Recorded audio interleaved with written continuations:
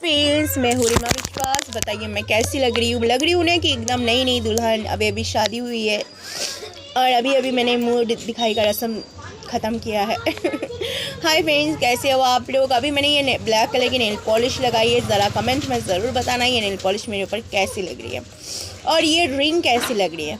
ये जो diamond ring पहना है मैंने, ये कैसा लग रहा है? मेरी औकात से बाहर है डायमंड रिंग खरीदना, पर ये रिंग मैंने पसंद किया है। मुझे और एक भी रिंग पसंद आ रही थी इस उंगली के लिए, बट वो ढीला भी हो रहा था और उसका पत्थर 2 दिन से ज़्यादा टिकता नहीं, वो उखड़ जाता, इसलिए मैंने उसे नहीं लिया। बट ये जो है रिंग, इसको जो है काफ़ी लॉन्ग टाइम तक चलेगा ये रिंग, और मुझे टिकाऊ चीज़ बहुत पसंद है, इसलिए मैं वो टिकाऊ। और ये जो आप देख रहे हो प्लास्टिक की ये जो शंखा चूड़ी मैंने ख़रीदा है, ये नेचुरली हो गया होगा 2 साल से ऊपर।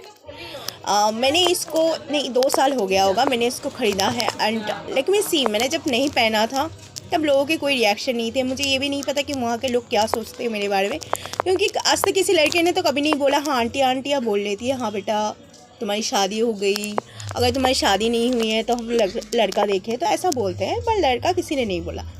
जब मैं ये बैंगल्स पहन के आ रही थी तब 2 लड़के ने मुझे कमेंट करके बोला कि आजकल की लड़की कोई भी अच्छी नहीं है, सब बुरी हो चुकी है। सिर्फ मेरे हाथ में ये शंखा देख के उनको लगा कि मेरी शादी हो चुकी है, अब मैं भी यूजलेस चीज़ हो चुकी हूँ। अब कहने का मतलब है मैंने तो उनको कभी, मेरे को पता भी नहीं है कि एक्चुअली मैं ट्रेन में काफ़ी सफ़रिंग करती थी, सामान बेचती थी। अब कब क्यों किसने देखा ये बात तो मैं नहीं जानती। जब शायद उन लोगों ने देखा होगा कि कल तक तो ये लड़की शंखा नहीं पहन रही थी, चूड़ी नहीं पहन रही थी, आज क्या हो गया एक दिन के अंदर उसने शंखा पहन लिया, तो उनके जो माइंड में था हाँ ये लड़की जो है यूज्ड हो चुकी है। आपको एक बात बताऊं, फिर मैं जब शुरू में मेरी शादी हुई थी, 15 साल पहले की बात कह रही हूँ मैंने कभी एक लड़का हिम्मत तक नहीं की मेरे से ये बोलने की आपसे मैं प्यार करता हूँ। मेरी शादी के बाद एक्चुअली लोगों को देख के मैं काफ़ी हैरान हो गई। और लोगों ने ऐसा, मतलब मुझे ऐसा फील हुआ कि लोगों को अब लगा कि मैं सब कुछ पता है मेरे को, जैसे पता नहीं था शादी क्या चीज़ होती है, अब पता चल गया। तो पता नहीं क्या थिंकिंग थी, मुझे नहीं पता। तो मुझे ऐसे 2 लड़के आए, शायद वो बच्चे थे बिल्कुल, मतलब मैं 16 की हूँ, शायद वही 17-16 के होंगे। तो उन्होंने कुछ कार्ड लेके मेरे ही दुकान से ली और मुझे को दिया। तो मैंने तब मांग में सिंदूर था, तो मैंने कहा एक बात बताओ, तुम्हें ये सिंदूर दिख रही है क्या? 40 रुपए का। दे दो। पानी वाला है, लेकिन पता है ठंडी में ना जम गया है तो पानी, हाँ आवाज़ नहीं हो रहा। हाँ हाँ हाँ हाँ, नहीं मैं अंदर से देती हूँ। देख लो थोड़ा पानी हल्का फुल्का भी चलेगा, आवाज़ हल्का सा बढ़ रहा है। पानी है लेकिन क्या है कि उसमें आवाज़ नहीं आएगी, पर पानी है।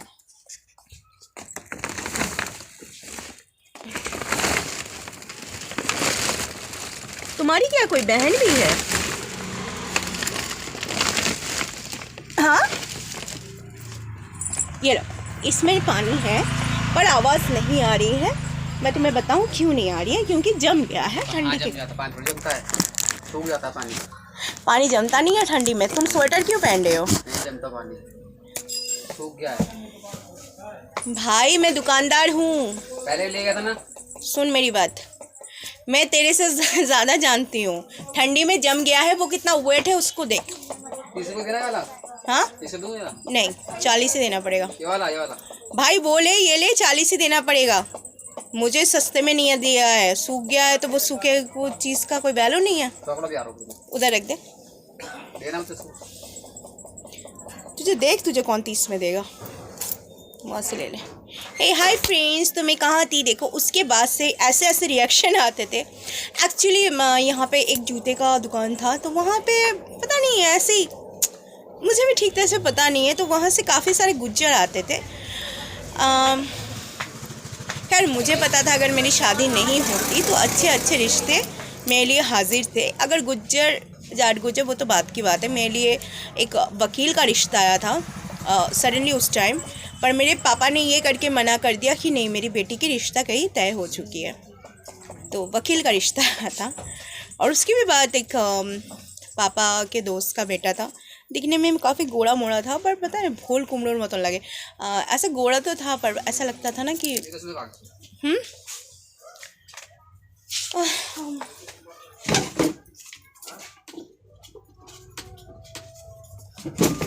लो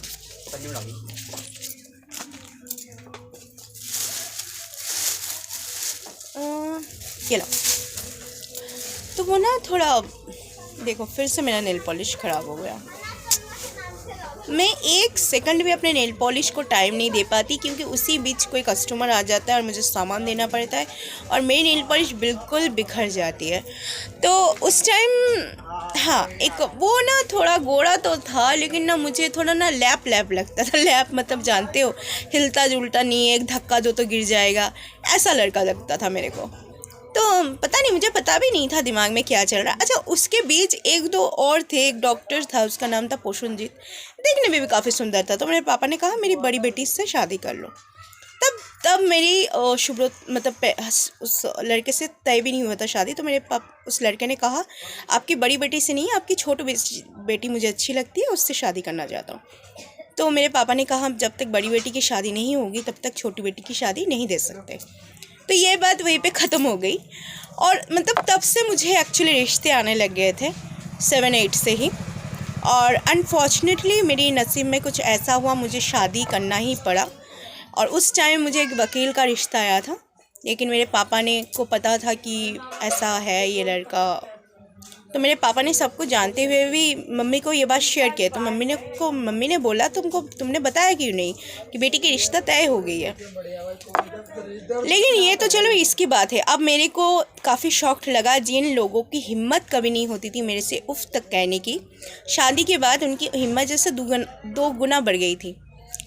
यहाँ से मेरे आसपास के जाट गुज्जर लोग वो मुझे ऐसे खुद तो नहीं बोलते थे, हमेशा देखते थे और मतलब क्या बोलूँ अजीब तरह से उनका देखना होता था। और काफ़ी टाइम लेके उन लोग देखते थे मुझे। और वो सिर्फ़ एक ही बात कहते थे बातों बात में, ये लड़की की शादी नहीं होती तो मैं इससे शादी कर लेता। और एक नहीं, जितने भी लड़के थे नॉर्मल जो काफ़ी स्मार्ट थे, ये नहीं कि एक लड़का तो सच में मुझे बहुत पसंद आएगा था जो जाट गुजर था, तब उसकी शादी नहीं हुई थी। काफ़ी गोरा था, दिखने में भी काफ़ी स्मार्ट लगता था। तो उसने एक्चुअली कहा था कि इस लड़की की शादी नहीं होती तो मैं इससे शादी कर लेता। तो मैं कुछ बोलती नहीं थी, मैं ऐसे ही मैं किसी की भी बात का कुछ माइंड नहीं करती थी, ना आज माइंड करती हूँ। देखो, लोगों की फीलिंग्स से लोग बोल ही सकते हैं, इसमें माइंड करने वाली कोई बात नहीं है। मैं एक नेचुरल किस्म की लड़की हूँ। मुझे ओवर रिएक्ट बचपन में करती थी, पर अभी ओवर रिएक्ट करती नहीं हूँ और मुझे नहीं लगता भी करना चाहिए, क्योंकि देखो एज के हिसाब से सब कुछ बढ़ता है। हम पहले बच्चे होते हैं, हम ना समझ होते हैं, फिर थोड़े बड़े होते हैं, हमें थोड़ी समझ होती है, फिर थोड़ा बड़ा होता है, फिर थोड़ा और समझ होता है। तो जैसे उम्र बढ़ती जा रही है ना, समझ थोड़ी थोड़ी उतनी आ रही है। तो कहने का मतलब है, देखो एज जैसी जैसी हो रही है, पहले मुझे बात करने में हिचकिचाती थी मैं किसी से भी लोगों से, आजकल बात कर लेती हूँ और बड़े मज़े से बात करती हूँ। मैं कोई भी लड़का सडनली क्या होता तो नहीं, मैं नॉर्मली जो कस्टमर होता था उससे तो हमेशा प्यार से बात करती थी। तो मेरी दीदी हमेशा बोलती थी, एक बात बता, लड़के ने क्या देख के तुझे पसंद किया, क्या देखा तुझ में तो कुछ भी नहीं है। अच्छा, आप लोग कमेंट में बताना मेरे शक्ल में कुछ है पसंद करने लायक।